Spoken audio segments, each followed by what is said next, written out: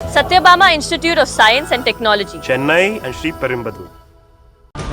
Metro தலைமை அலுவலகத்தில் அதிகாரிகளோடு இன்னும் சற்று நேரத்தில் முதலமைச்சர் விஜய் ஆலோசனை நடத்த இருக்கிறார். விவரங்களோடு இணைந்திருக்கிறார் செய்தியாளர் சுரேஷ்குமார். நந்தனம் மெட்ரோ ரயில் நிலையத்திற்கு வந்த முதலமைச்சர் விஜய்க்கு உற்சாகமாக வரவேற்பு அளிக்கப்பட்டது. இந்த காட்சிகளை எல்லாம் பார்த்தோம்.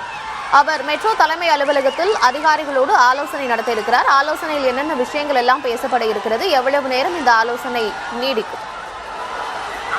இன்றைய தினம் தமிழ்நாட்டுடைய முதலமைச்சர் ஜோசப் விஜய் அவர்கள் ஏற்கனவே தமிழ்நாட்டில் சென்னையில் செயல்பாட்டில் இருக்கக்கூடிய மெட்ரோ ரயிலில் பயணத்தை மேற்கொண்டிருந்தார். அவர் இந்த அரசர் தோட்டம் மெட்ரோ ரயில் நிலையத்தில் இருந்து புறப்பட்டு நந்தனத்தில் இருக்கக்கூடிய மெட்ரோ ரயில் நிலையம் வரை மெட்ரோ ரயிலிலே பயணித்து பயணிகளோடு பயணியாக பயணித்திருந்தார். இதைத் தொடர்ந்து நந்தனம் மெட்ரோ ரயில் நிலையத்தை வந்தடைந்த முதலமைச்சர் அங்கிருந்து சுமார் 100 மீட்டர் தொலைவில் இருக்கக்கூடிய மெட்ரோ ரயில் நிறுவனத்தினுடைய தலைமை அலுவலகம் அமைந்திருக்கிறது. இந்த பிரமாண்டமான தலைமை அலுவலகத்திற்கு தற்போது முதலமைச்சர் ஜோசப் விஜய் அவர்கள் நடந்தே ரயில் நிலையத்தில் நடந்தே அந்த தலைமை அலுவலகத்துக்கு வருகை தந்திருக்கிறார்.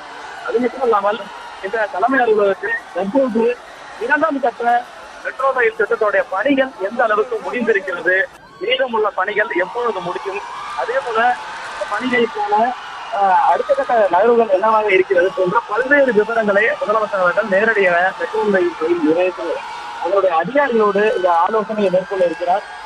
பார்த்தோம் என்றால் 2ஆம் கட்ட மெட்ரோ திட்டம் என்பது சுமார் 63,246 கோடி ரூபாய் மதிப்பீட்டில் இது கட்டப்பட்டு வருகிறது, அமைக்கப்பட்டு வருகிறது. இந்த திட்டத்தின் மூலமாக சுமார் 116 கிலோமீட்டருக்கு மேல் இந்த மெட்ரோ ரயில் பாதைகள் என்பது கிடைக்கிறது.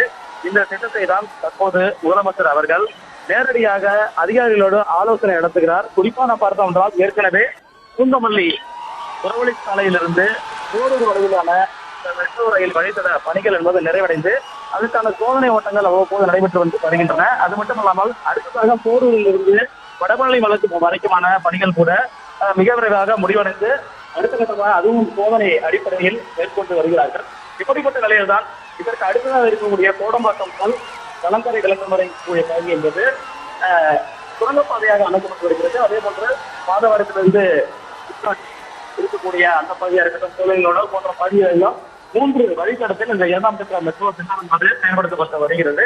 இதில் மேலே இருக்கக்கூடிய அதாவது மேம்பாலம் போல மெட்ரோ பயணிக்கக்கூடிய இடங்கள் எல்லாம் பணிகள் எந்த அளவுக்கு நிறைவடைந்திருக்கிறது, அதில் ரயில் நிலையத்தினுடைய அந்த ரயில் தண்டவாளங்கள் எந்த அளவுக்கு அமைக்கப்பட்டிருக்கின்றன, எத்தனை கிலோமீட்டருக்கு இடையிலான பணிகள் எல்லாம் நிறைவடைந்து அடுத்த கட்ட ரயில் நோக்கி தேடி கொண்டிருக்கின்ற போன்ற விவரங்களை எல்லாம் நேரடியாக அதிகாரிகள் கேட்டு தெரிந்து கொள்ள இருக்கிறார். இது மட்டும் இல்லாமல் அடுத்ததாக நேரடியாக கட்டிப்பராட்டில் நடைபெற்று வரக்கூடிய ஒரு பிரம்மாண்ட மிக உயரமான ஒரு மெட்ரோ கட்டுமானத்தை நேரடியாக முதலமைச்சர் அவர்கள் மேலும் சென்று ஆய்வு செய்ய இருக்கிறார். அதைத் தொடர்ந்து போரூருக்கு சென்று அங்கிருந்து மெட்ரோ ரயில் பயணிக்க வைப்பதாகவும் ஒரு தகவல் இருக்கிறது. இப்படி இந்த சென்னையில் செயல்பாட்டில் இருக்கக்கூடிய 2ஆம் கட்ட மெட்ரோ திட்டங்களை நேரடியாக அதிகாரிகளோடு ஆய்வு செய்வது மட்டுமல்லாமல் பலத்திற்கு கொண்டும் ஆய்வு செய்ய இருக்கிறார்கள்.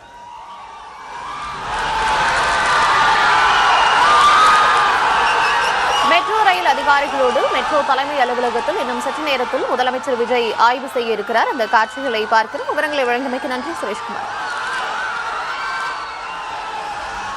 Satyabama Institute of Science and Technology, Chennai and Sri Perimbadu.